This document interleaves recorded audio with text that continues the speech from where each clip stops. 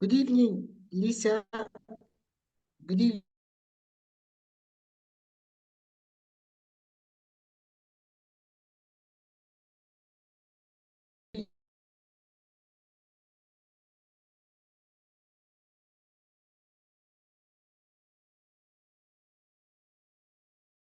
Chaya. Please confirm that you can hear me. Hello, Lisa. Good evening. Good evening, Yes, we Dr. can hear you Ethan. now. Okay. Thank you very much. I think my internet was bad. Yeah. Good evening, everyone. Uh, Once again, you're welcome to today's class, Friday, and we have been amazing conversations and amazing classes. My name is Gota for today's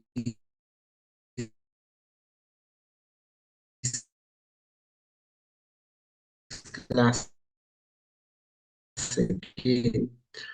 So today we're going to be looking at democracy and citizens' participation. It's just a flow of conversations to what we see at policy influencing, and today we're looking at democracy and citizens' participation. Just to recap, Nigeria has relinquished themselves, has relinquished their power to their leaders, emerged. And today we have an expert in the subject matter who is going to be talking to us on democracy and citizens' participation. And I wanted to pay rapt attention. But more than anything, I also wanted to, class is going to be very interesting and it's going to open our eyes to how important citizens are in democracies. Like Edie told us on Friday, there are no active democracies without active citizens' participation. And sometimes in Nigeria, this is what we have been witnessing. We do not have a lot of citizens' participation. Large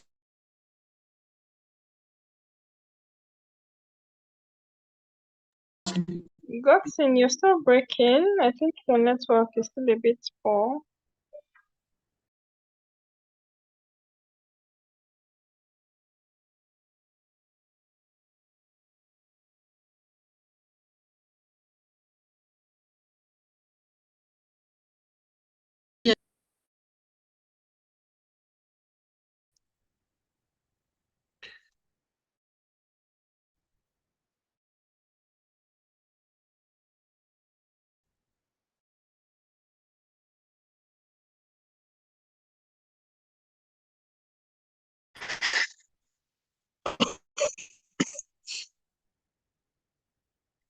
Oh,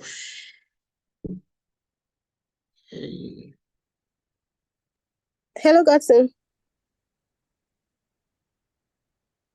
Okay, his Yeah, network is Chaya, I can breaking. hear you. Your network is breaking. You can't seem to hear you clear.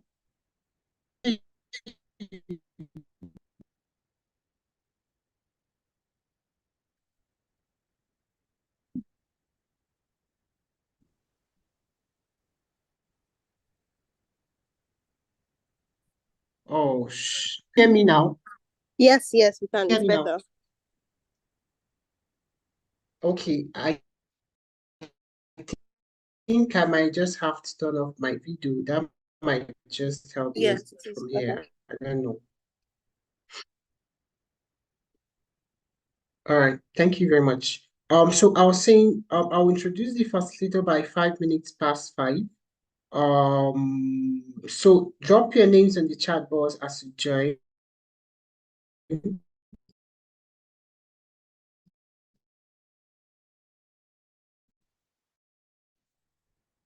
And your party, and also reach out to your colleague. We're going to have an interesting conversation because who is going to be taking us through the conversation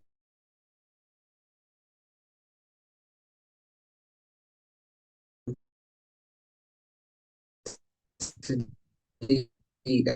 And I wanted to pay rapt attention and all did not understand.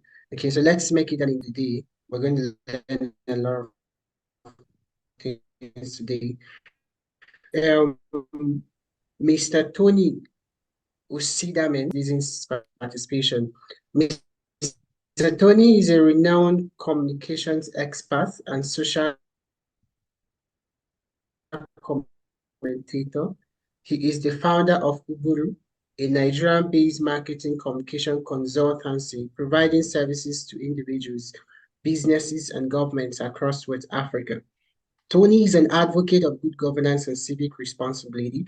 He is young Edo professionals which seek to inspire pride and patriotism in all today with us. Mr. Tony, good evening, sir. You're welcome. Good evening, class. It's a pleasure to be here. First and foremost, let me correct an impression. I am a student, a learner like all of you. I'm not an expert at democracy and citizen participation. I actually happen to be very interested in inclusive democracy and participatory democracy. And that's the major reason I have taken this class for as long as I have.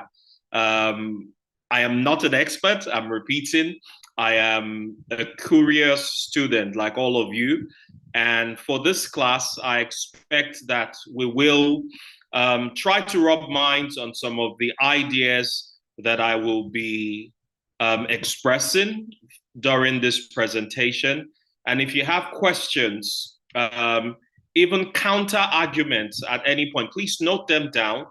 And then at the end of the class, we can go through all of those. Again, it is a learning opportunity for all of us, me inclusive. So let's try to take advantage of it. First and foremost, before I proceed, can everyone hear me? You can indicate with the raise of a hand or in the chat box that you can hear me. Yes, you can hear you, sir. Loud and clear. Fantastic. Wumi, I'll need you to do me a favor. The presentation, the last one that I had, do you mind sharing the screen so the class can see? Otherwise, if you give me the permission, I can share my screen here. Okay, you actually have the permission to share. Okay, let me see. Says one participant can share at a time. Let's see. Thank you. I see all the responses. Abubakar, Maria, I know that we can hear me. Thank you so much. We're trying to get the presentation on the screen so we can start the class. Just give us a few minutes to sort out the technicalities. The presentation should be up shortly. Thank you, Ambassador Godwin.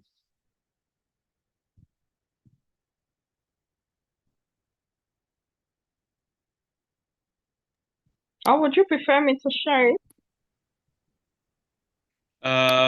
Still trying to see how to get that on the screen.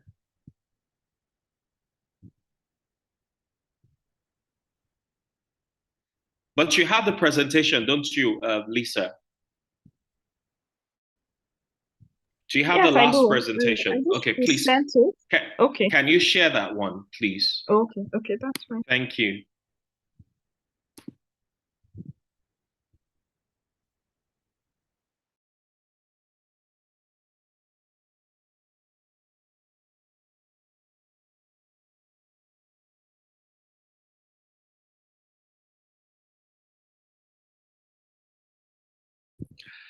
I welcome all 60. How many people in class? 55. 55 people in class. You're all very welcome.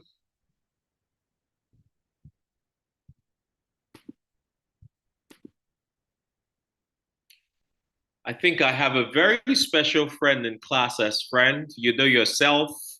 It's a delight to have you in class. Thank you for attending.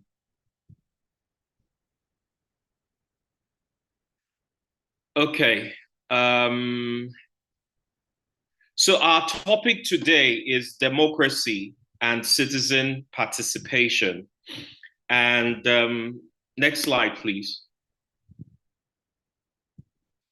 We will be looking at the different forms of government that we have. We'll look at anarchism, autocracy, oligarchy, and democracy, which is the meat of our discussion today. We will delve deeper into democracy, its meaning, its origins, the variants and the challenges that we have with regards to the practice of democracy.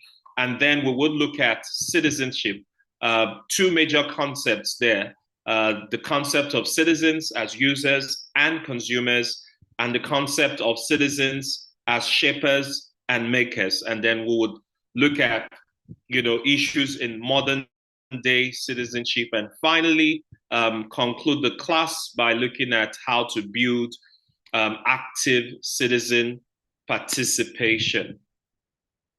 Okay, the very first thing we're going to do is try to understand the different forms of government. In simple terms, government is the body with the power to make and or enforce laws to control a country, a land area, a people, or an organization. I'll take that again. Government is the body with the power to make and or enforce laws to control a country, a land area, a people, or an organization. I took the time to emphasize this definition just so that I can show that government goes beyond geographical territories. The more common meaning when people think about government is a state, a country, a geographical territory. But government encompasses much more than that. It also extends to businesses as well. And even, other forms of social organization, there is also a form of government, as we'll see. For instance, for those of us who are in the corporate world, you would have heard terms like corporate governance. That again is to show you that the word government is not only restricted to politics or social order, but it's a word that is also very much has to do with businesses as well. So anybody that has the power to make and to enforce laws to control a country, a land area, a people, even in units as small as a family or an organization, that is what government is. And most societies agree that the existence of government is morally justified in one form or the other. We shall now look at the different forms of government that we have. This is broadly speaking, the different types of government that we have. The first that I would want us to look at is called anarchism. Anarchism is a society without a publicly enforced government or political authority. A society without a publicly enforced government or political authority. Now, technically, no society, technically speaking, no society practices anarchism. In modern day society, you would find one form of government or another. However, when we go on to look at the different forms of democracy, the different forms of government there are, I will show you how even in, say, a democracy or an oligarchy, you can still have some semblance of anarchism rear its head, even in what we claim to be another form of government. So anarchism, technically, again, is a society without a publicly enforced government or political authority. If that were a thing, I'm sure we know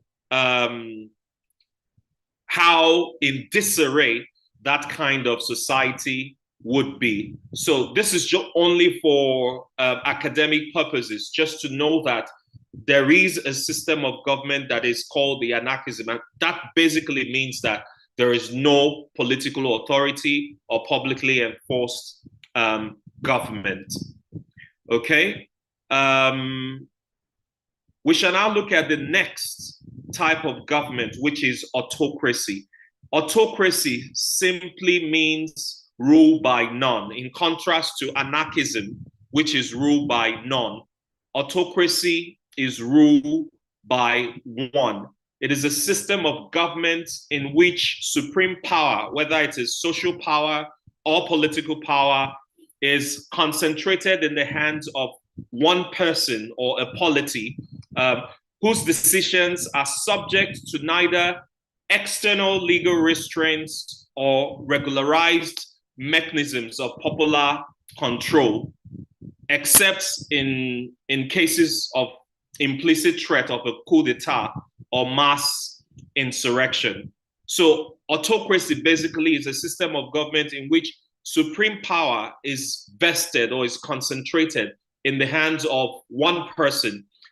Examples of those are absolute monarchies, such as you have in the United Arab Emirates, in countries like Oman and Brunei, and dictatorships, such as you have in a country like North Korea.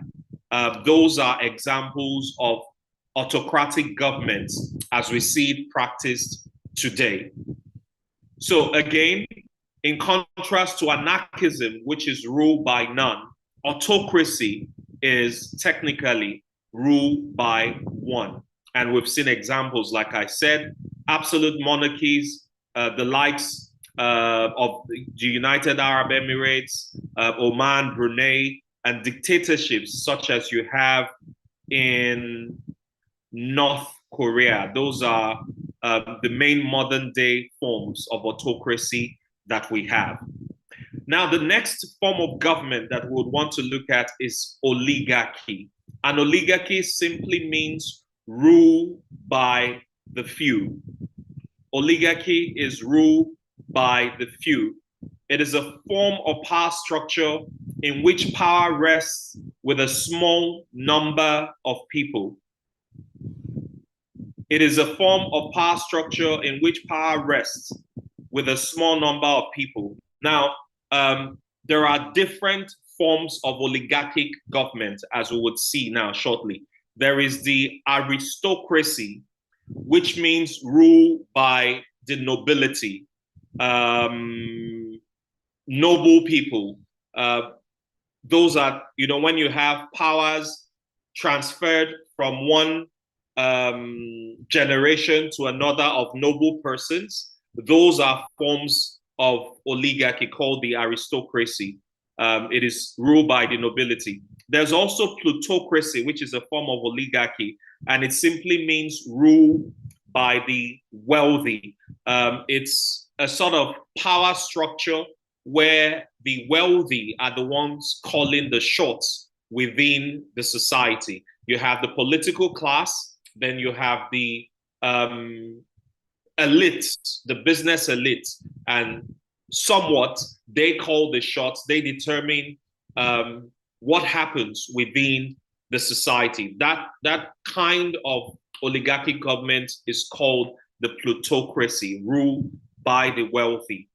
Then there is also the meritocracy, which is ruled by the meritorious. Meritorious just simply means the most intelligent amongst us. So you have the engineers, the doctors, and the people basically would just vest power on these people who they assume are experts in different fields and expect them to be able to make decisions on their behalf.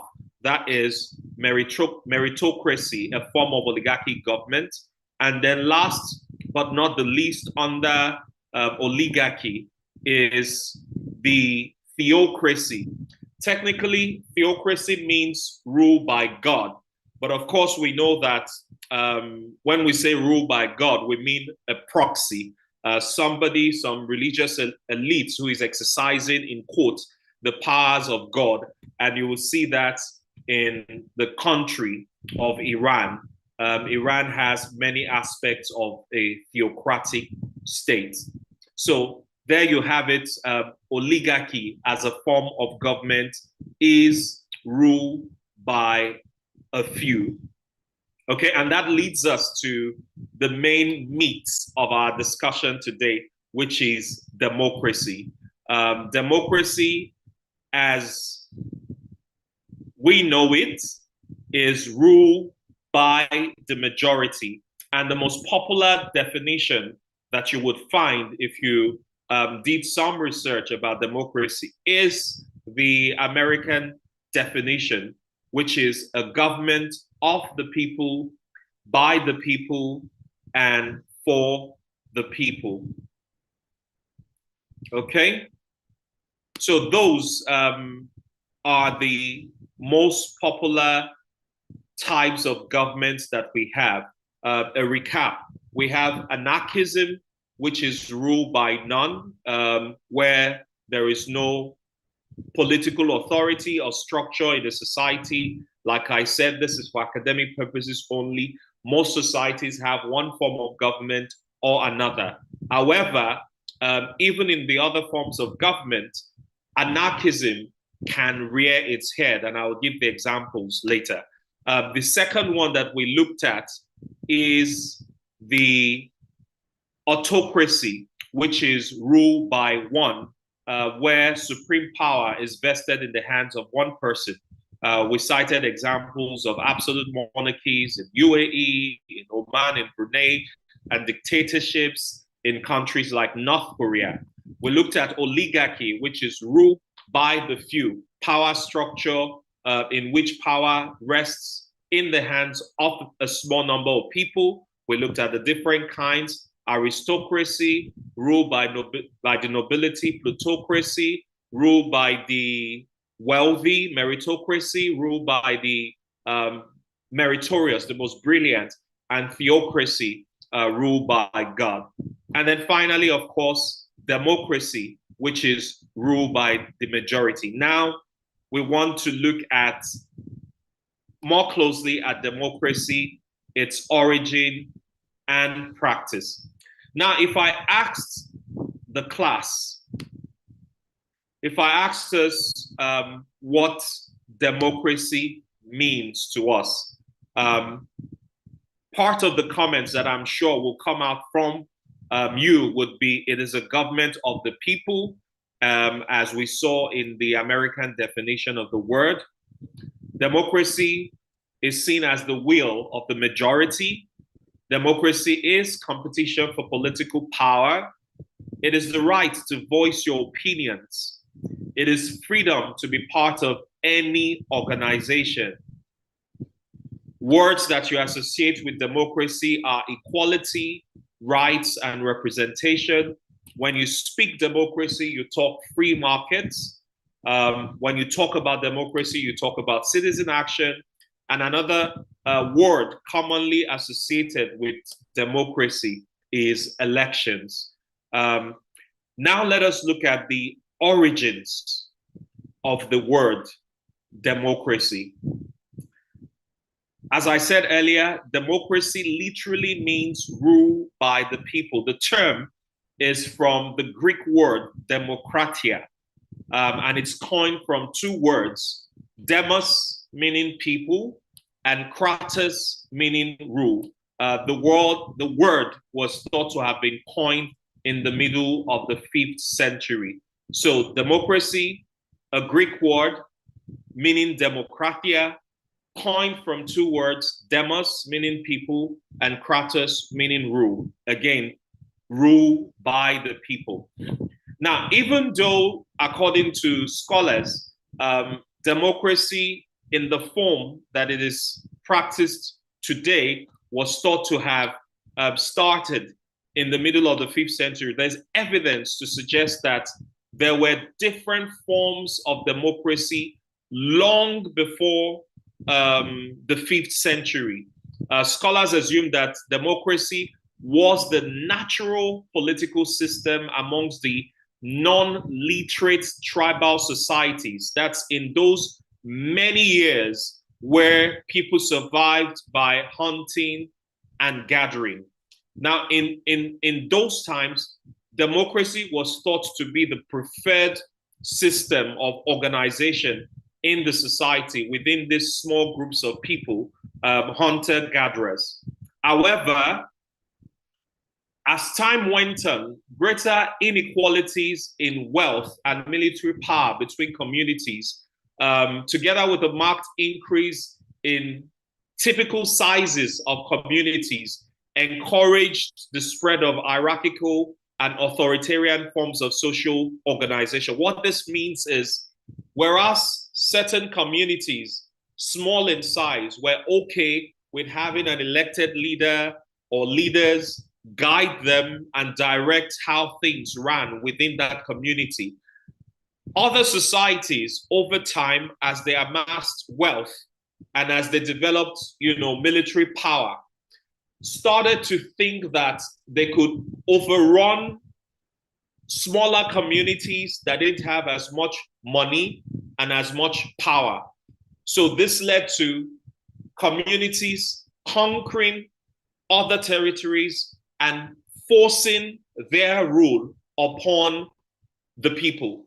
So democracy was always there in some form, but because sizes of communities grew bigger and some communities seemed to have more power, more wealth, more resources than others, those communities felt that they could just, go into another community, sack the whole place, and lord themselves over those people. So that was how gradually the democracy, as the primitive people knew it, gave way to hierarchical forms of government or authoritarian forms of government, as we would later see in the thousands of years that follow. Major examples are the monarchies, the aristocracies, oligarchies that we talked about earlier. So yes, democracy existed in some form in the era of the hunter-gatherers, but gave way over time to authoritarian and hierarchical forms of government. However, around 500 BC, conditions favorable to democracy re-emerged in several places, particularly in Greece and Rome. And people started to create again popular governments. Primitive democracy was reinvented in more advanced forms. And as I said, Greece and Rome are the places where this development really took off. And we would look at the implications of those in our next slide.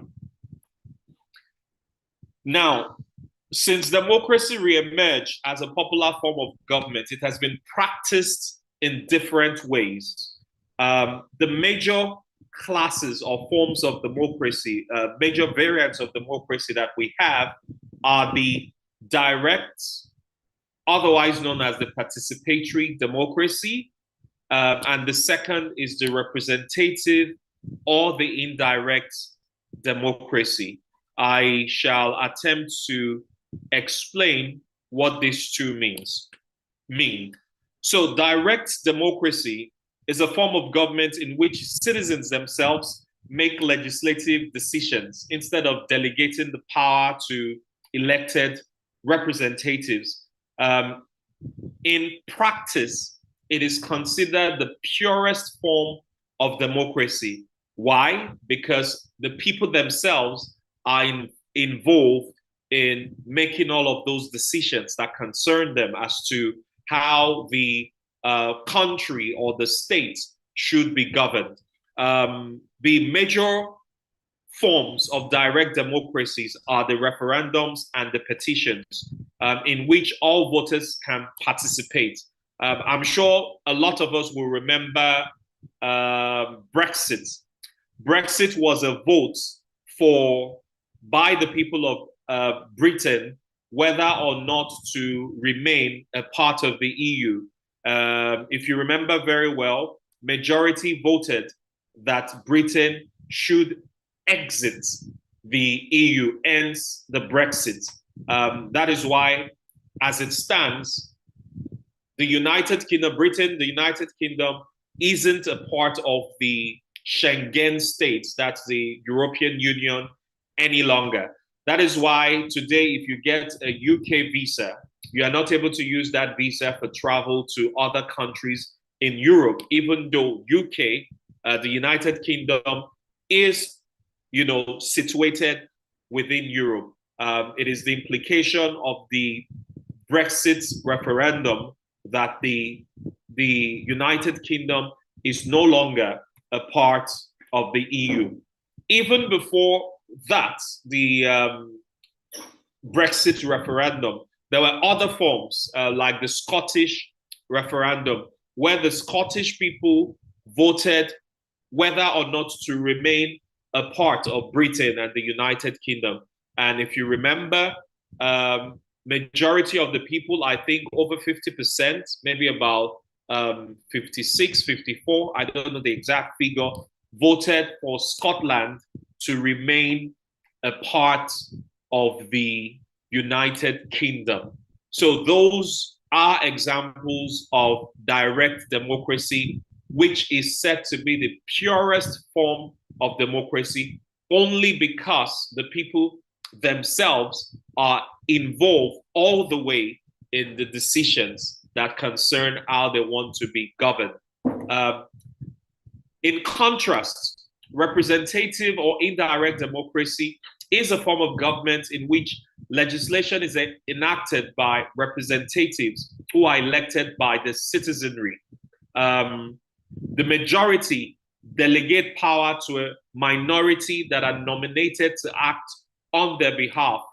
The minority is mandated to do this either in response to the majority's express wishes or according to the representative's own judgment. So again, in contrast to what we just explained, the direct democracy, where the people themselves are making decisions about, the policies that concern them. In the representative or indirect democracy, the people are giving representatives the power to act on their behalf. So the minority are making decisions on behalf of the majority. That is the representative form variant of democracy. Okay, please, like I said, if you have questions, counter arguments, if there are things that we need to fact check, something I might have said that you do not agree with, please note them down. At the end of the class, you would have a chance to state your case, and we can all learn together. Okay. All right. Let's go on to look at the comparative advantage of democracy vis-a-vis other forms of government. The first thing you need to know is that no group of people, no association could maintain a democratic government for as long as democracy has survived if majority of the people believe that another form of government were better. I'll take that again. No group of people, no association could maintain the democratic system of government for as long as it has existed if majority of people everywhere believe that other forms of government were better.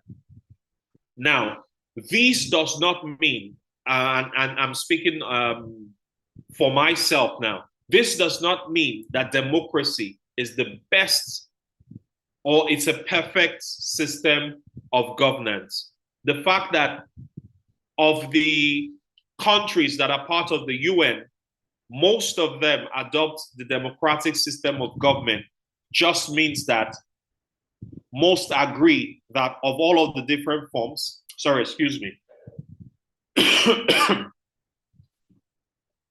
of all the different forms,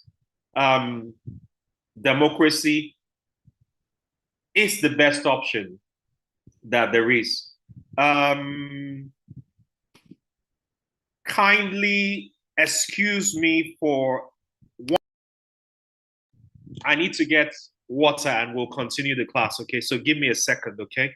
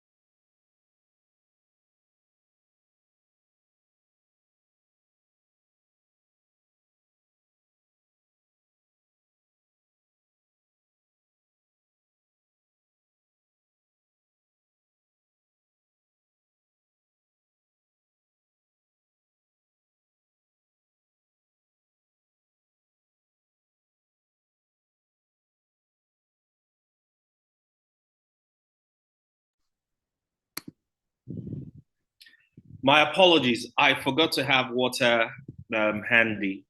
Okay, so where were we? We were talking about the comparative advantage that democracy has over other systems of government. And I was saying that the reason why democracy has survived or has remained the preferred system of government amongst most of the countries today is because majority do not believe that another form of government is better than democracy. But personally, is democracy the right system of government for all the countries of the world? I don't think it's an absolute yes. But let's look at the comparative advantages. In theory, states with democratic governments are thought to prevent rule by autocrats. I'm sure most of us will agree, without the checks and balances that democracy gives us, the possibility or the likelihood of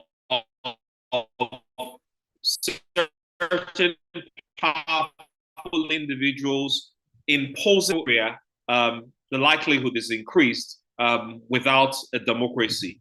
Democracy is thought to guarantee fundamental individual rights. Why is this? Because democracy, as we defined it, is ruled by the majority. It is a government of the people, by the people, and for the people. So when you have a government that is participatory, the likelihood of guaranteeing rights of most of the citizens seems to be better than other forms of government. Democracy is thought to allow for a relatively high level of political equality. That is because people can participate, more people can participate as against, one person or a few individuals calling the shot. And democracy, comparatively, countries that practice democracy are thought to foster human development better than other systems of government. When you look at the indicators of development, such as social welfare, health, education, human rights, and all of those other indices that you use to measure a state that is developing and that is growing well, in contrast to a failed state. Democracy is thought to foster greater human development, and all of these indicators of a successful state are much more better within a democratic context compared to other forms of government.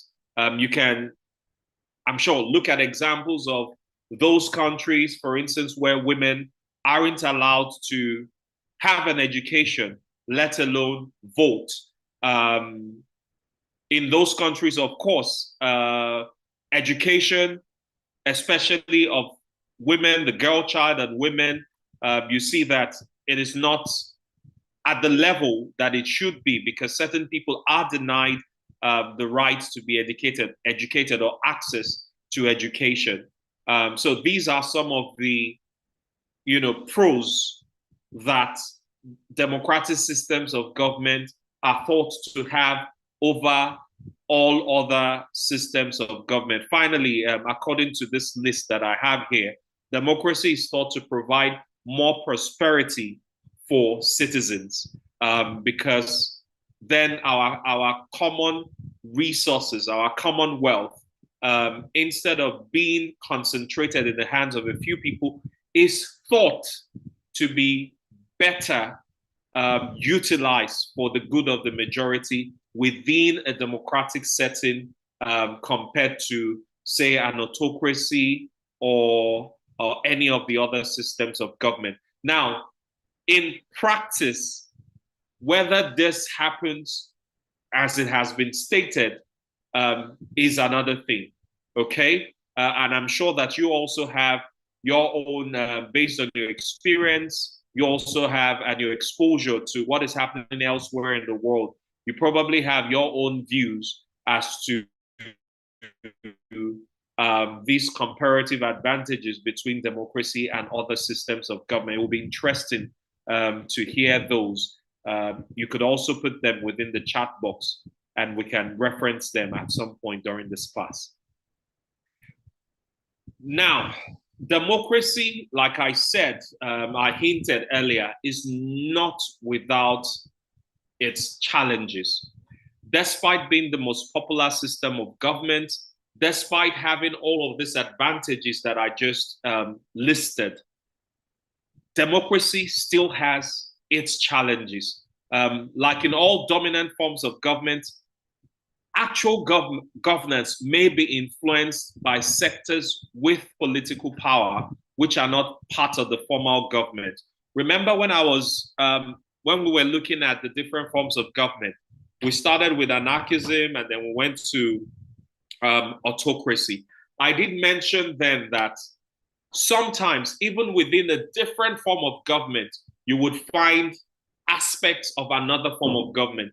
How many times have we, say in Nigeria, felt that the country was completely rudderless under different leaderships in this country? How many times has Nigeria felt like there was nobody actually in charge, like there was no structure, no power structure whatsoever? I'm sure if I asked you, you could cite different examples, especially since the advent of this democratic dispensation. Different examples, different instances where it felt under different governments, I don't want to name names, that there was actually nobody in charge. So this is what we mean by, even in a democracy, you can have anarchism. Anarchism, like we said, is a state in which the country is rudderless, nobody is at the helm. It seems like nobody is actually leading the country. There's no direction. And we have found ourselves in that situation, even in this democracy that we say we practice in this country.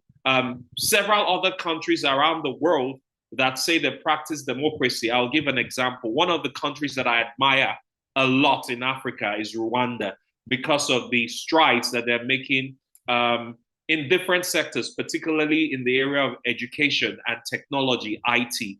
However, Kagame, for all his charisma, for all the good that he has done, I do not believe that what they practice in Rwanda is a pure kind of democracy, because Kagame still has some autocratic tendencies, and the system supports him to shut oppositions. Anyone with a dissenting voice sometimes are incarcerated or just somehow eliminated.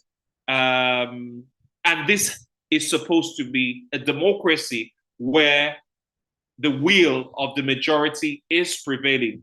So despite being the preferred system of government, democracy, the point I'm trying to make it, whether in Nigeria, whether in Rwanda, whether even in the US, as we know, as much as the US claims to be the forerunner or the advocate of democracy everywhere in the world, we do know that power structures exist that somewhat dictates, where power goes, even within the country.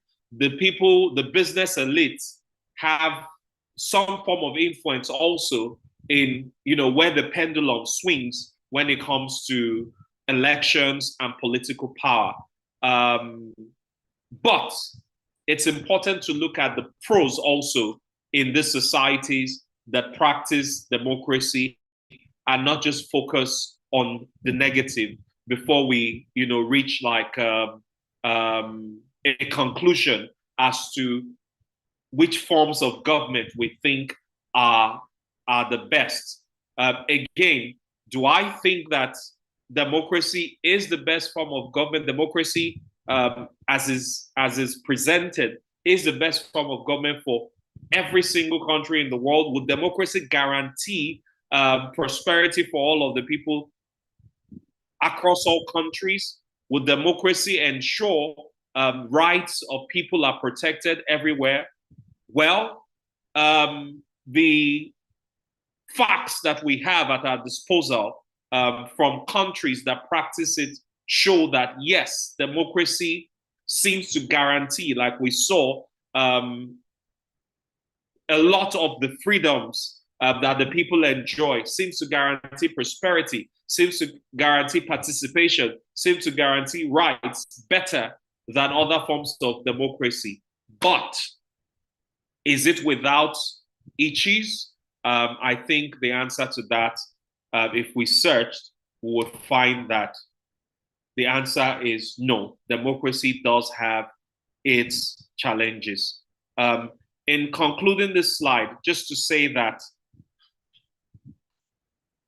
the essence of this slide is to show that democracy, as is practiced in most countries, still has hints of other forms of government in it. However, what makes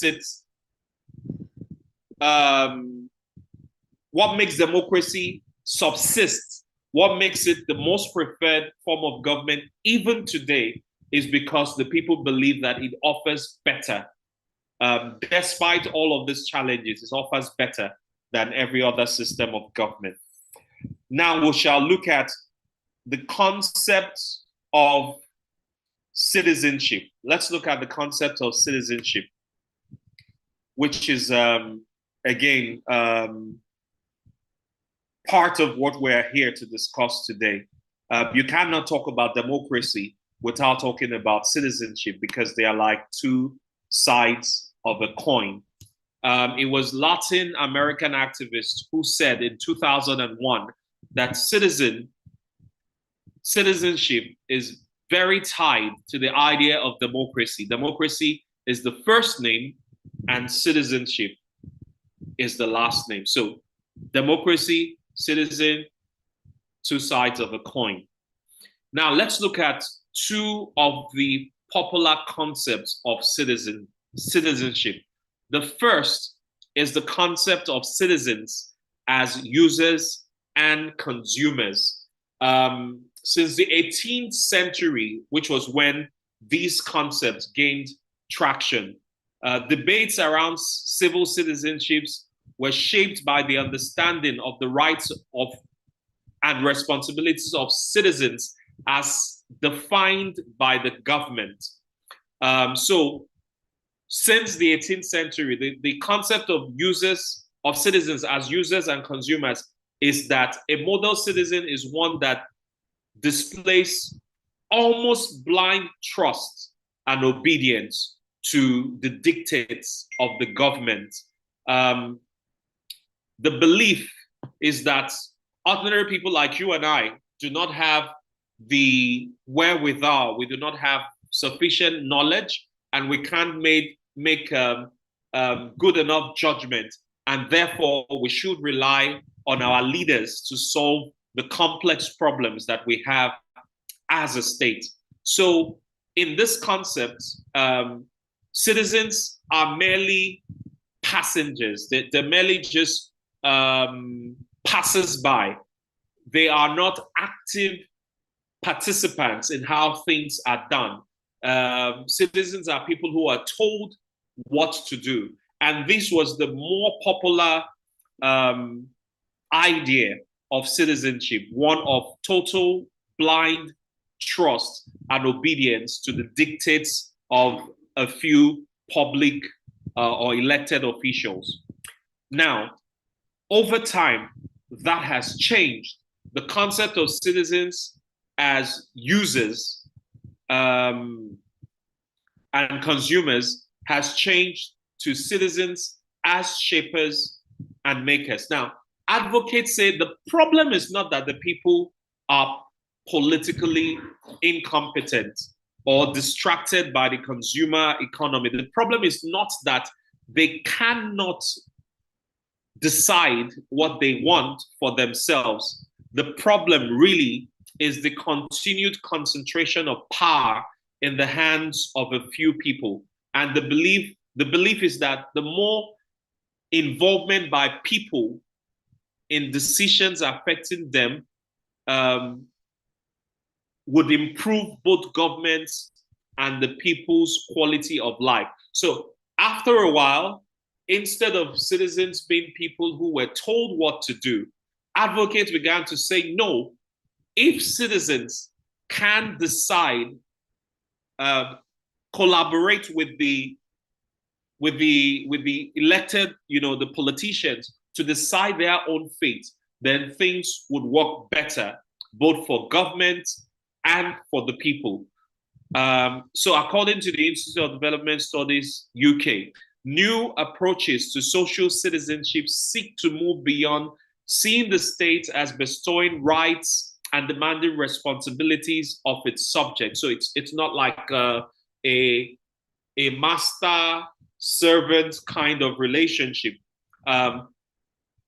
Advocates started to bridge this gap between the citizen and the state by recasting citizenship as practiced rather than given. Citizenship as practiced rather than given. So citizens, the office of the citizen started to take more prominence, with citizens becoming more involved in the decision-making process. So gradually, the concept of citizenship has moved from citizens as users and consumers, people who were told what to do, to active participants, to shapers and makers. Okay? Now, let us look at issues in modern day citizenship. Before I delve into these different issues, remember that what makes democracy the most preferred amongst most countries, most societies today is because of the idea of universality, the idea that this is representative of the majority.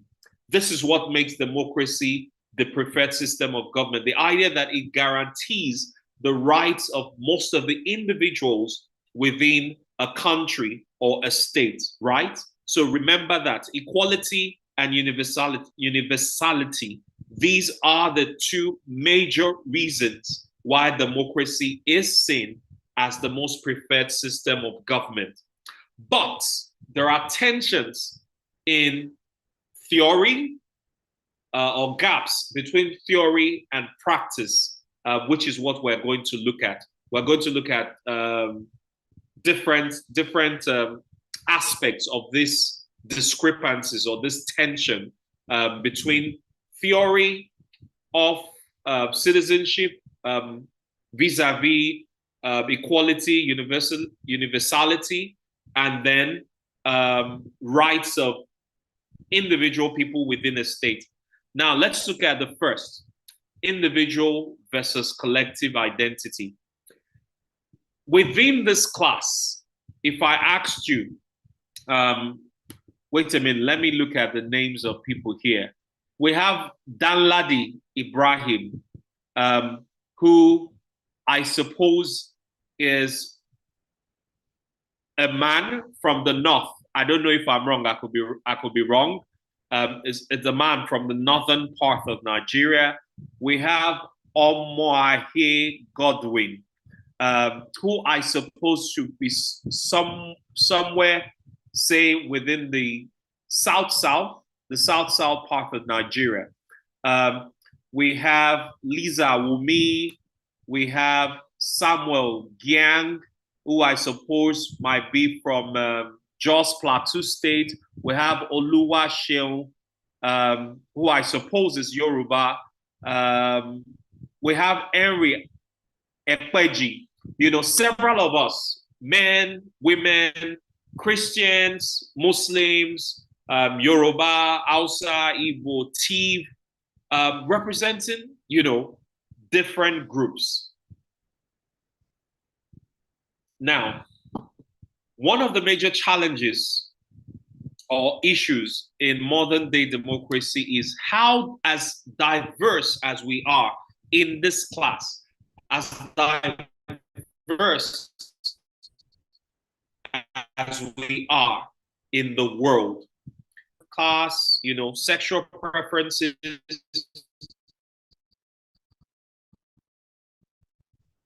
all of those things that make us different and unique. The rights of every single one of us within the society, given our diversity. How can we marry the individual versus the collective identity in protecting the rights of a group of people? Do we end up abusing the rights of other groups of people? Those are different issues to think about in modern day citizenship. Now, some activists reject the concepts of universality and equality, even the validity of a rights approach. They emphasize that differences such as race and gender can never be reconciled. Other activists point out the advantage of using these universal rights as aspirations for change. Despite the problems, they argue that the concept of universal rights gives legitimacy to struggles for justice. Now, I would explain this by giving a few examples. Individual versus collective identity. How many of us remember the baker in the United States of America who refused to bake a wedding cake for a gay couple? Do we remember that story? It was very popular a few years ago. The baker was a Christian person, and in trying to follow the dictates of her religion, Christianity, she opted not to cater to people who were a same-sex couple because she felt that doing so would be endorsing their way of life, which was supposed to be against the dictates of our own religion.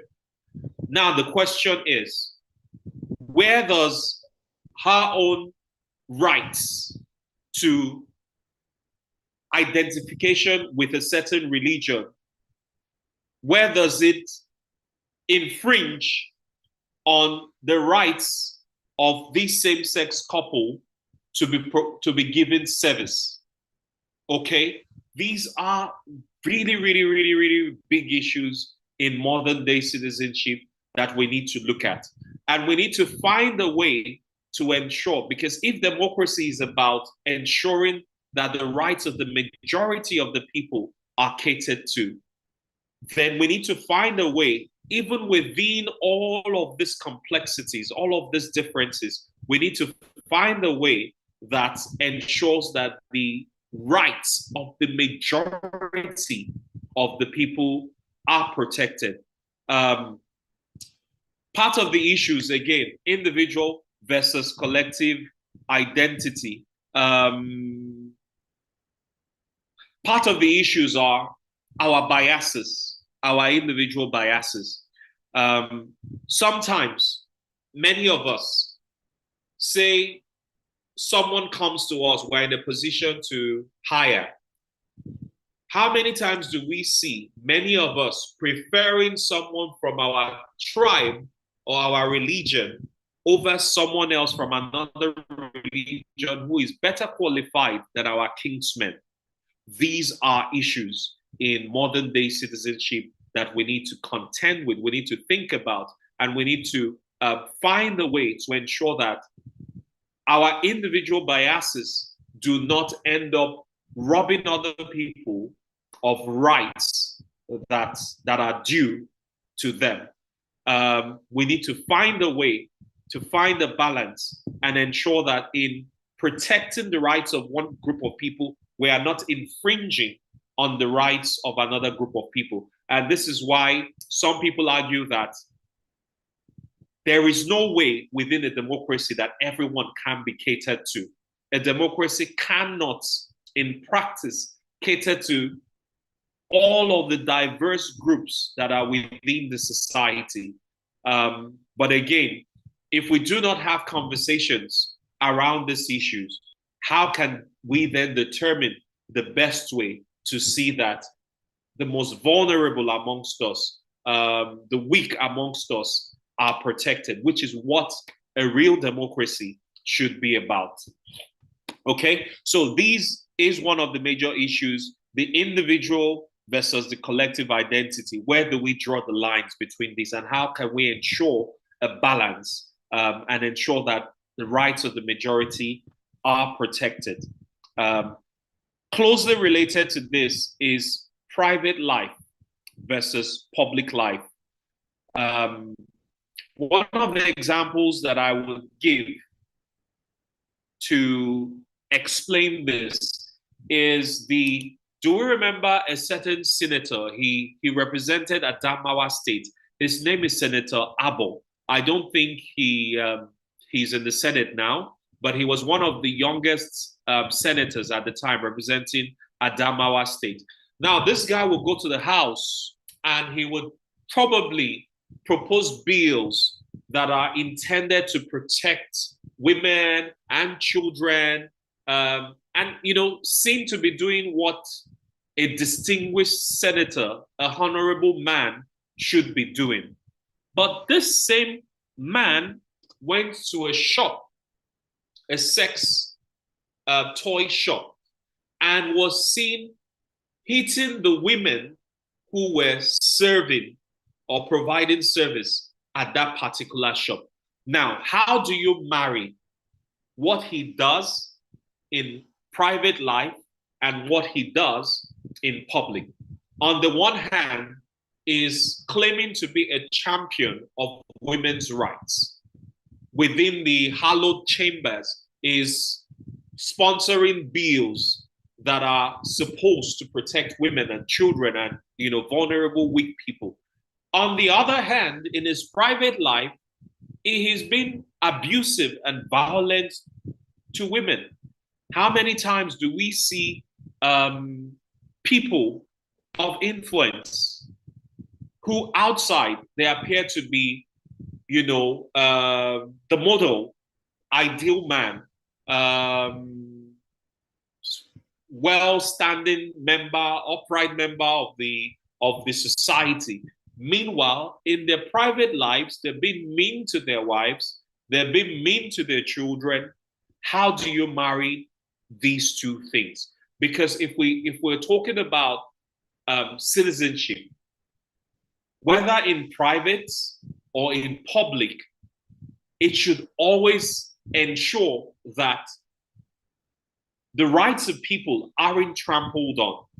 So it should not just be something that is done in public for the world to see, for, like a show. It should be something that is lived even in our private lives. Many of us too, I was citing that example earlier, have biases. I remember two people, same church, one Yoruba, another one Igbo. The man, the Igbo man, and the Yoruba woman have worked very well together as ushers in a church. But then their children fell in love. That was where the problem started. The Igbo man was like, over my dead body will my son marry a Yoruba girl. The Yoruba mother was like, over my dead body will my daughter marry an Igbo man. Until the question of marriage between the two became a thing. The two had worked well. They respected each other. But then again, their kids have indicated interest in being together. All of a sudden, they are seeing all of the many reasons why they should not be together. The same thing extends to places of work where, like I said before, we are in a position to hire. How many times do we give the position, the job offer to somebody only because they are our gender, only because they are from our tribe or race, or from our religion? How many times do we see that happen? So if we're talking democracy and citizenship as being representative or assuring the rights of most of the people, then we have to find a way to balance how we present in public versus our private lives, and ensure that whether in public or in private, we are not trampling on the rights of any group of persons within the society. We see there are several examples that we could give, as you can see from here. Violence against women. All of these things are examples of things that we do in private. We appear to be saints, we appear to be model citizens, and then in public, we appear to be model citizens, and then in private, we're doing quite the opposite of what we're preaching. Modern day citizenship should be about guaranteeing fair treatment of everyone, whether in public or in private. Okay? And then societal context also matters when we talk about modern day citizenship. The way people view citizenship differs from, place to place, culture to culture. For instance, for people in South Africa, they define a good citizen as someone who actively fights racism. And the reason is not far-fetched. They had suffered apartheid for lots of years. And so for most people from that part of the world, a good citizen is one who is actively fighting racism. In Russia, being a good citizen might be associated with economic liberalism, and individual self-reliance might be valued over collective action. Some of these countries,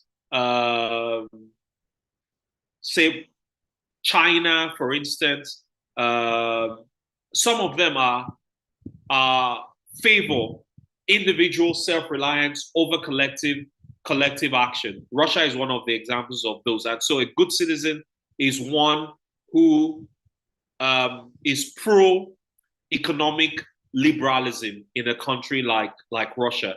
And in countries where there have been wars and conflicts, A good citizen is seen as one who seeks peaceful resolutions and reconciliation. You can think about Sudan, Gaza, all of those places that have faced years of wars and conflicts. The way you look at a good citizen is one who tries to bring about peaceful resolution of issues.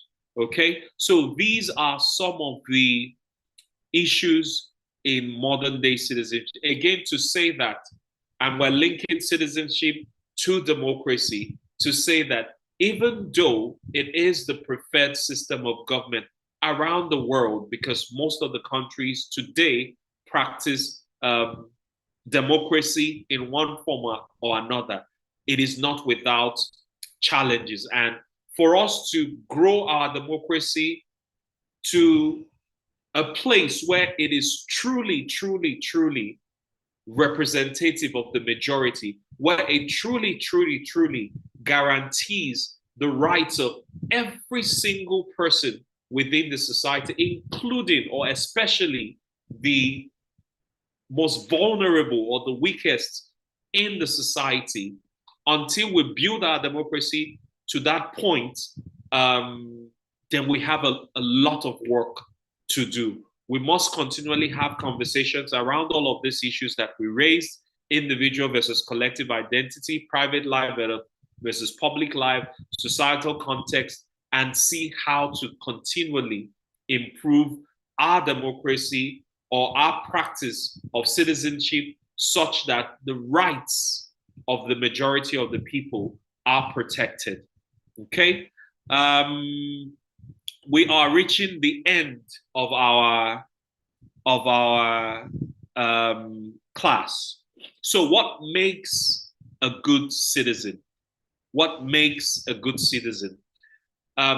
Being informed and aware of social, economic, and political issues is very, very important. Watch Z World. At some point in my life, I watched Z World. Watch Telemundo. Those are very entertaining, sometimes very informative too. Watch Big Brother, by all means, if you enjoy it, if that's your thing. But please, please, and please, also make it a point of duty to get yourself informed about social, economic, and political issues that are happening around you. If I asked most of us in this class today the names of our LCDA chairman, how many of us actually know? We probably know the names of our governor, the governor of our state, of course, the name of the president, but the local government where we live, how many of us know the names of our local government chairman? How many of us know where the offices are cited? How many of us know how to reach them? How many of us have their numbers, have their emails?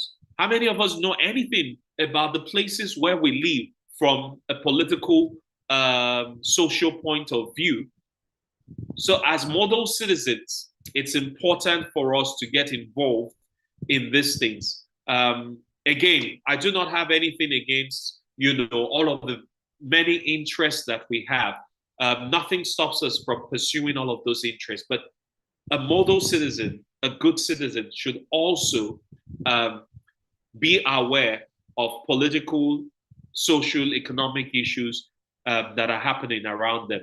A good citizen should foster tolerance and respect for human rights in all relationships and institutions, mediating conflict.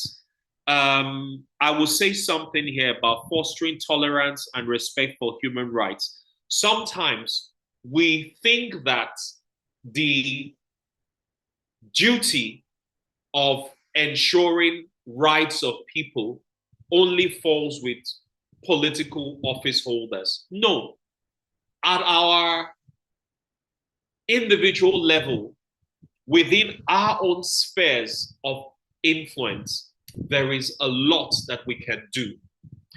One of the examples I give at this class, whenever I have the opportunity to teach it, is the influencers. This is the era of social media, right? We have quite a number of people on social media with a large following.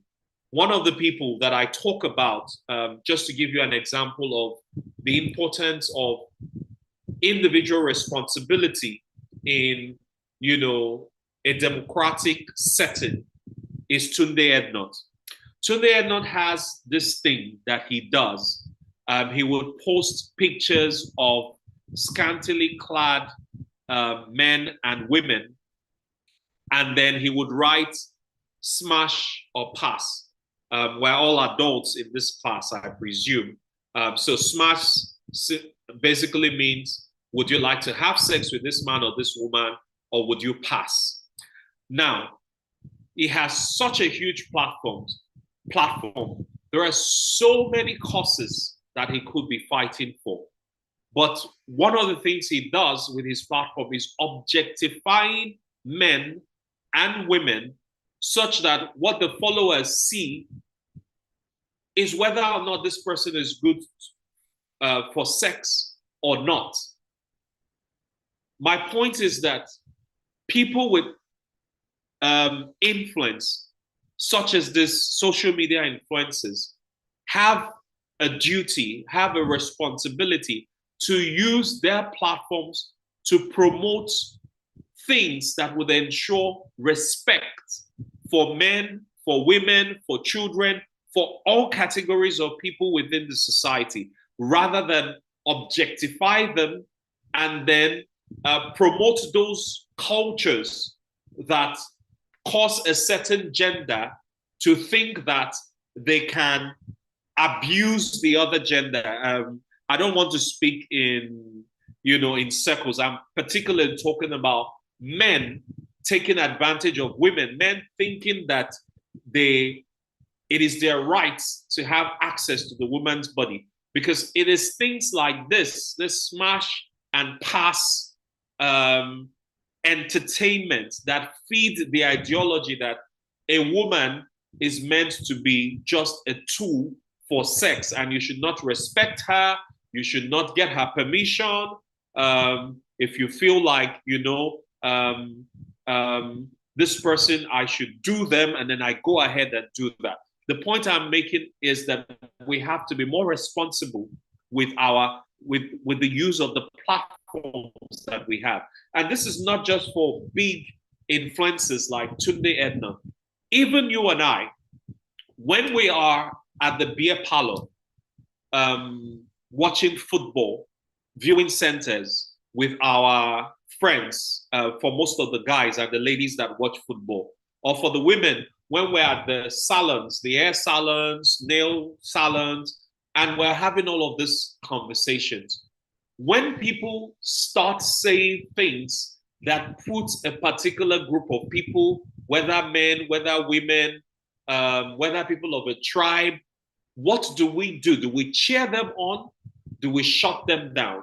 Even on social media, people propagate ideas that seem to be injurious to a certain set of people, or ideas that seem to bring a certain set of people down, whether it's a tribe, whether it's people with, different classes of people. What do we do when we see those posts? Do we merely just laugh at them and move on? Or do we take a stand for those people that don't have a voice or cannot use their voices? A good citizen should be able to step in when need be, even amongst our friends. Sometimes my friends send me stuff that I think, oh, this stuff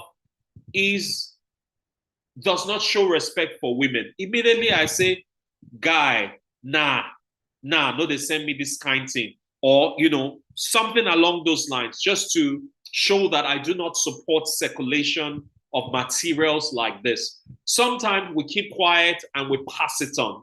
But what we're doing when we pass such materials on is that we're feeding cultures, ideologies that harm one segment of the society. And as citizens, as good citizens, it is our responsibility to speak up, even when those people are not there. For instance, some comedians would come and, in the name of making people laugh, make jokes about people with Down syndrome, for instance. And then you will see them, just trying to mimic them and laugh and, things like that. In their mind, they're trying to entertain. But we should know better. Instead of laughing at those jokes, we should let them know that these people you're making fun of are human beings. They're only different from us. The point I'm making, my dear friends, is that for democracy to thrive, for democracy to reach its real potential, in order for us to be really, really good citizens, we have a responsibility, we have a role to play. And wherever we are, we should ensure that we are fostering tolerance and respect for human rights in all relationships, especially, and I keep saying this, especially for the defenseless, especially for the vulnerable amongst us. We should ensure that in our own little way, we are protecting their rights and speaking up for them. It is not everything that is laughing matter. It is not everything that we laugh about for entertainment. Sometimes we need to be serious. And it is when we take a stand against certain issues, against certain ideologies that feed vices in the society, that feed cultures that do not help us as a people. It is when we take a stand that change can happen. So this is a call, this is a challenge to all of us. In order to be good citizens, we need to be more active. We need to be more responsible. We need to be concerned about taking steps to combat disadvantage and injustice. I just talked about that. We need to promote collective action and a collective spirit. We need to participate in community and national affairs. We should not only wait till the election cycle to start talking about how our elected officials are performing, for instance. A lot of us are on social media, Facebook, Instagram, Twitter, whatever platform that we're on. Those are powerful platforms. We can use our voice to contribute, to discuss, that will ensure that things are better. We can speak up against policies that are anti-people, and then we can celebrate policies that are pro-people, so that the society continues to grow in a way that takes in everybody and ensures that the majority of the people are carried along and are benefited from, the society as it progresses. We need to promote participatory democracy in politics at home. So this is not just, social media. At home, if you're promoting democracy and discourse on Facebook and other platforms, and then at home you are shutting down your wife, you're shutting down your husband, you're shutting down your children, they don't even have a voice within your house, then tell me, how do you marry that? This was what we talked about before, about individual, collective, private, and public life. We need to find a way to ensure that whether in public, whether in private, the actions that we take are giving voices to people, ensuring that their rights are protected, whether they are husbands, or wives, or children, our neighbors. We need to ensure that in practice, the things that we do are actually freeing up people and making life better for them, instead of, bringing them down. And this last point, I know is very, very difficult. It's very, very difficult even for me sometimes, because a country like Nigeria, for instance, gives us very, very little to be proud of. And so you find yourself in despair and sometimes without hope. But you see, in order to be able to bring about change, you should have, even if it's a small thread of hope that things can get better, hold on to that, because there's no point, there's no action that you would take that would be meaningful if you do not think that there is hope of change ever happening. I know Nigeria does that to everyone. It does it to me too. I was out of the country recently on vacation, and I only just came back a few days ago. And when you come back from the airport, from the immigration people begging you for money, or from the poor facilities that you have, toilet facility and all of that, you already get this sense of frustration that, why am I back to this country? Will things ever get good in this country? You already feel that. I mean, this is being realistic, right? This country many times give you little to hold on to in terms of patriotism and positive action. But we have to stay hopeful, because that is the only way that we can do the things that are necessary to bring about change. Building active citizen advocacy, my dear friends, it's important to build public interest, like I said. This is basically a summary of what I said before. Within your sphere of influence, start developing people's knowledge and critical consciousness to resist dominant values. A lot of those cultures, smash and pass, laughing at people that are differently able, all of those things that have become like a normal thing to us. We need to start resisting those things and start educating our friends, our family members, because that is the only way to bring about change. We need to promote civic education and advocacy training. In my kids' school, for instance, I was happy to find that they have citizenship studies. This shouldn't only be for high schools, in the university as well, and also in places of work. We should have, and our religious places of worship, we should also have citizenship education as a part of the activities, because the only way that we can develop our society into what we really, really want it to be, a society that works for everyone, that ensures progress of the majority, is by getting people more aware of their responsibilities as citizens and getting them to be more responsible, be more active and responsible. So yes, platforms like this that the Electoral College is giving us to learn about citizenship education is important, and we need to push for platforms like this and opportunities for people to learn about how to become better citizens, at different places, like I said, schools, places of work, religious places. Our traditional leaders also have a role to play in this, in ensuring that people know their rights and responsibilities and then being encouraged to do them. Building active citizen advocacy, one of the things we have to do is to pursue broad-based citizen action.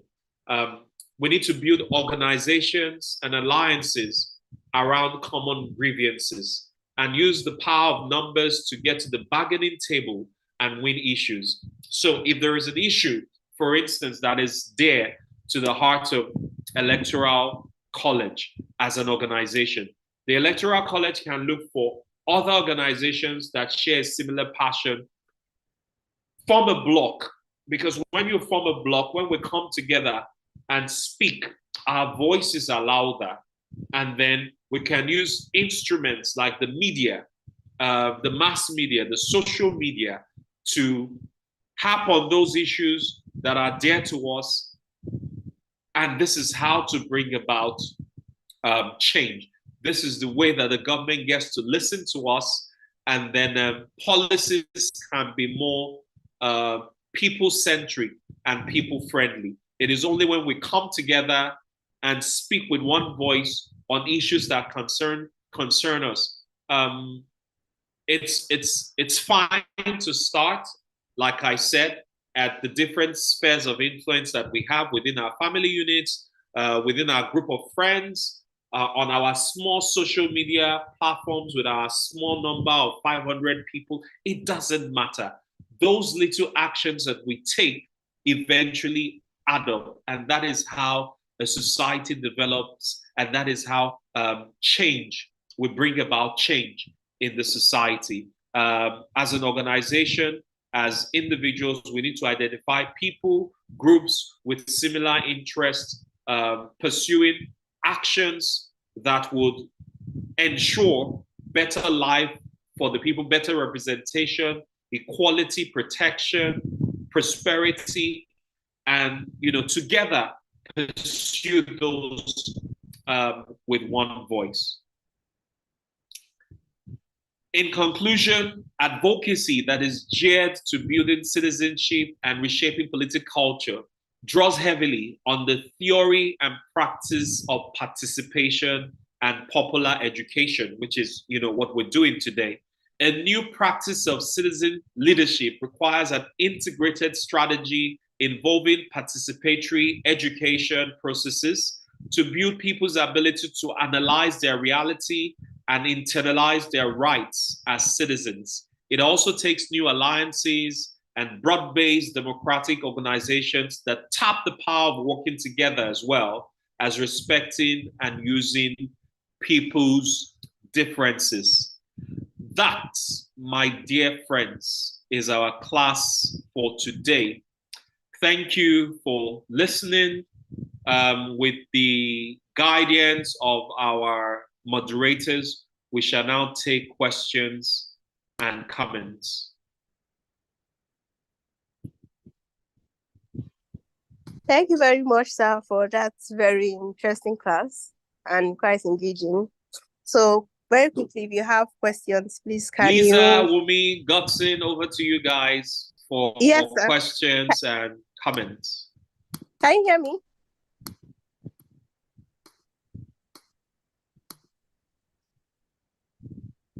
We can hear you, Charlie. Okay. So please, if you have questions, you can put them in the chat box or indicate with a raise of hand. Thank you.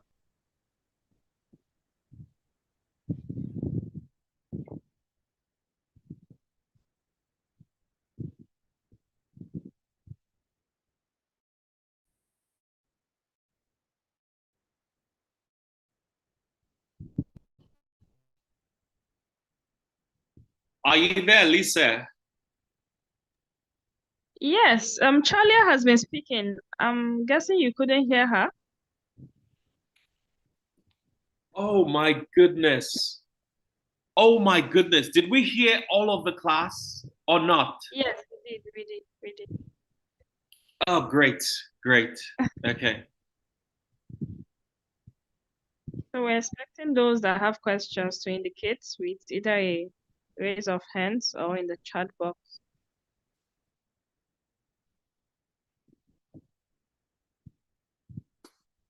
Okay, I can see a question here in the chats from Oluwaseun. Okay. He's asking, how do citizens prevent the democracy from becoming an oligarchy? Ooh. Very good question. Thanks for that, Oluwaseun. I mean, like I said, I'm not an expert at these things, but I think by participating actively in the electoral processes, and also continually holding our representatives to account. The more people participate, the more of us citizens that participate in the electoral processes, the stronger we are, the office of the citizen is, and then the more respectful the political elites are of the citizens. So I think it's a question of participating actively in political processes, getting more of our mates to be interested. Like I said, by all means, enjoy watching Big Brother, enjoy Telemundo, enjoy all of the shows that you enjoy watching, but also make it a point of duty to inform yourself or to be informed about political happenings around you, especially at the local government level, and be involved. Using all of your platforms, your social media platforms, to comment about issues. All of these ways are the ways that we strengthen a democracy. When the people feel that, when the elites, the political elites, see that the citizens are watching and are speaking up, the likelihood of a democracy becoming an oligarchy or an autocracy is harder. Also, in a democracy, there are checks and balances, right? That's why you have the three arms of government, the executive, the judiciary, and the legislature. Let's put our searchlights on all of them, continually comment about how they're doing their actions and inactions. It is all of these things, our participation, that keeps them on their toes, keeps the executive on their toes, keeps the judiciary on their toes, keeps the legislature on their toes, and makes them serve as the check that they should be for the other. So it boils down to active citizen participation, which is what this class is about. The more of us are actively involved in, political discourse, electioneering processes, the stronger our democracy will be, and the less likely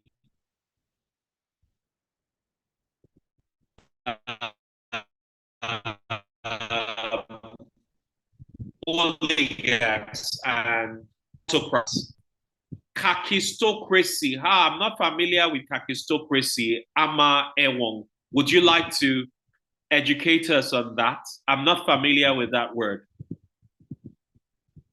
Lisa, with your permission, can Ama enlighten us on this? Ama, would you like to? I'm about to unmute.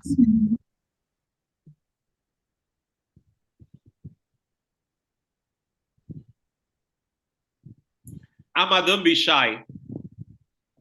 Good evening, sir. Yes, kakistocracy. Okay. Yes, please, could you enlighten us?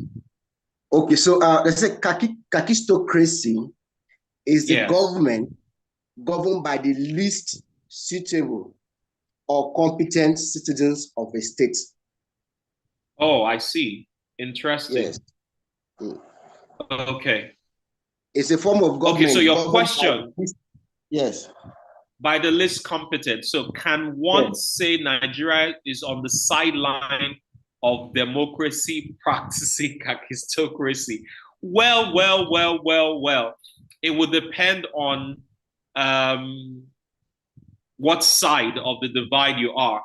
I'm sure that the people who are sympathetic to this government would not agree with you. They would say that, oh, this government is doing all it can, and that the person at the helm is only trying to fix the mess of the people before it, right?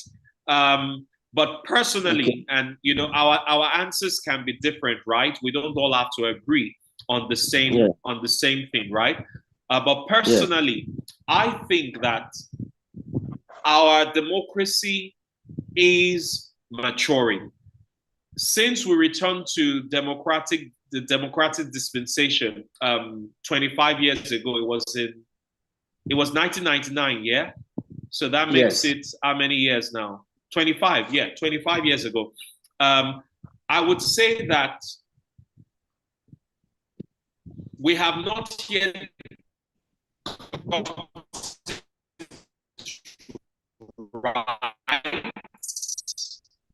in terms of the people that we presidency, governors to take the helm and lead us to the promised land. However, what I see is citizens being much more involved.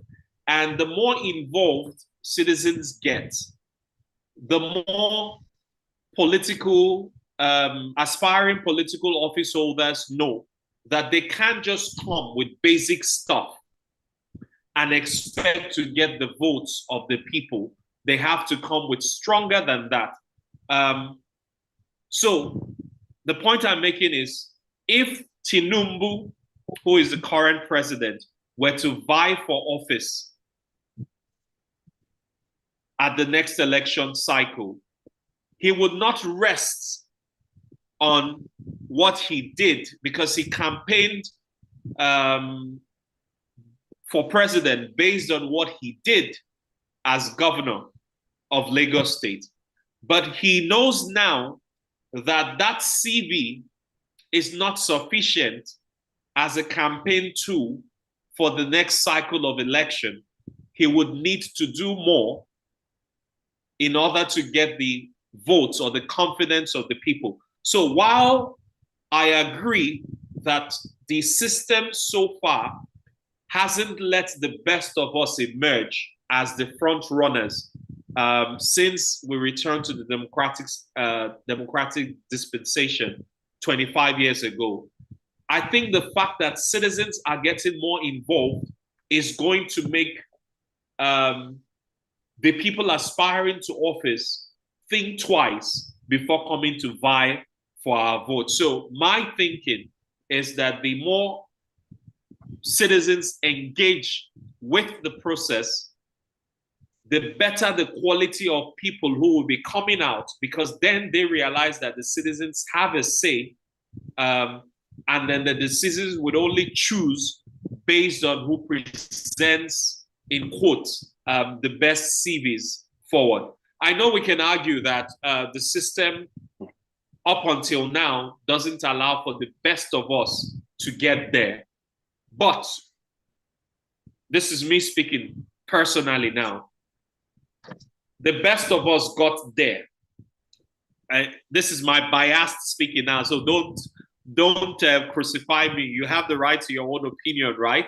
I feel like the best of us got there, but maybe as in the next cycle, then we'll be able to get over the line, but got to the front runner level, but maybe the quality of the kind of candidate that we have vying in that last election, in the next election cycle, if we have more of those as the front runners, then we might be able to get them over the line. But what we need to do is to keep participating actively and get more and more of us. If we realize how powerful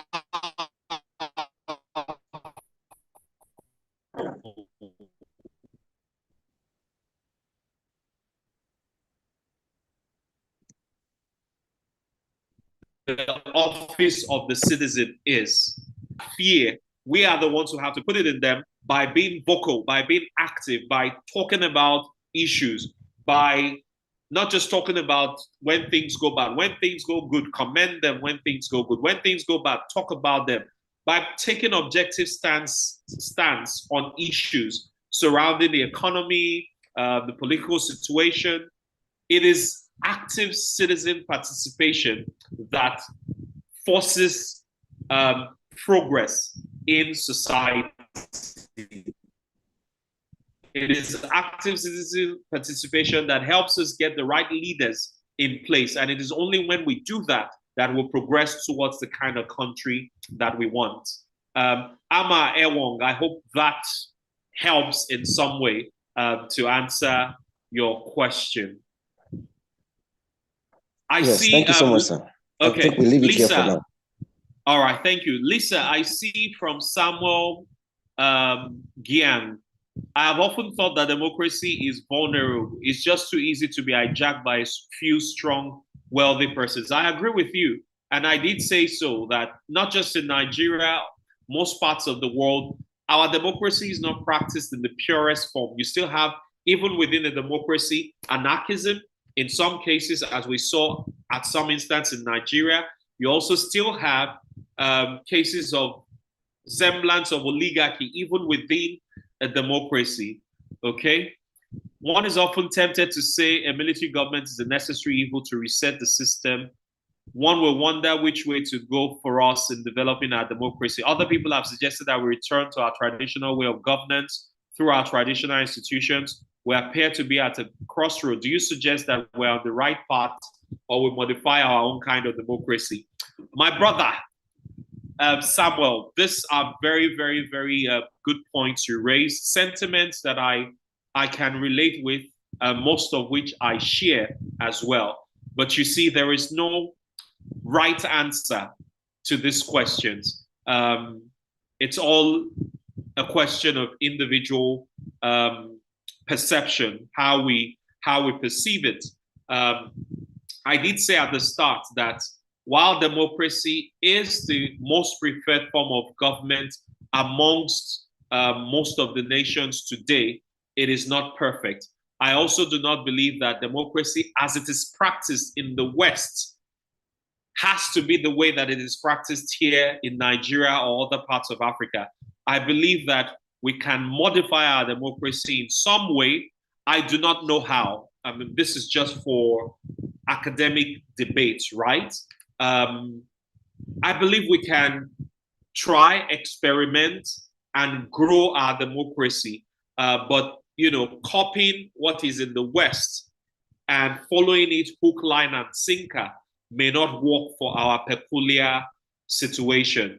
Okay? And this is why very many times we have talked about the Sovereign National Conference. We have talked about having a referendum. All of this are ways to, all of this discussion are ways to better the democratic experiment and to improve it in a way that works for our people. And I am hoping that one of the governments will be open to this. Very many times they're afraid when we talk referendums. They're afraid when we talk national confabs, because they think that if you hold a national confab and people have the opportunity to express their views about, the system of governance that we practice now, whether we should be practicing regional government or federal system of government, whether we should even remain one nation.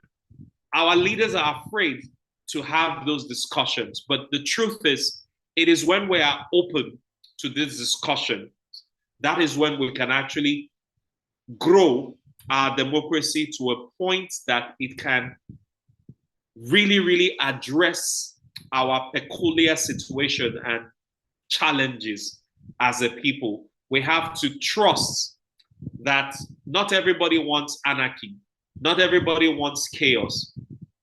Through our different voices, what we ultimately, whether we are APC, PDP, LP, whatever wherever we belong to, basically, what we all want at the end of the day is a country that works for the majority of the people instead of a few. Yes, that's my response to that.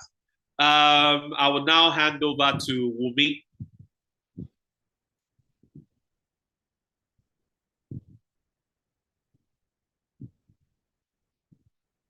Okay, thank you so much, sir. Do we still have any questions? You can still indicate with a show of your hands or drop it in the chat box. It's been quite an educative session. Thank you so much, Mr. Tony. It's always a pleasure having you. Okay. My pleasure.